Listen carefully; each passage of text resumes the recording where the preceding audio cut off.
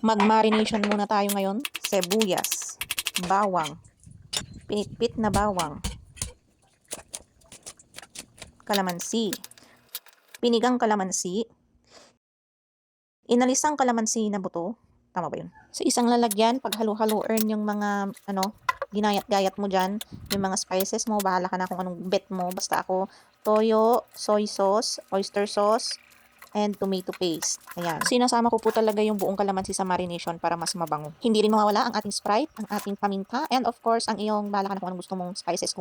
Betchin, magic sarap, bahala ka sa buhay mo. Siyempre, ito na ang ating manok. I-massage natin yung manok gamit ang ating marination. Sana all, minamassage. Ayan. Tapos kantan-kantain, baliktarin mo rin, and then takpan. Boom. Ilabas mo na nga yung air fryer mo, antay, at mag-air fryer ka na kung wala kang uling. Pero syempre, maghanda ka na lang sa babayaran mo sa kuryente. And naka-preheat na nga pala dyan yung air fryer. Baka naman agdilaw ditan. Boom. Ayan na yung lechon manok mo. Luto sa loob. Hindi nagre-red. Kita naman sa laman, oh, ang juicy. Wow. May pasos pasabaw pa. Apo, mga auntie, mga uncle, mayaton, mga antayon. Thank you for watching. Adios.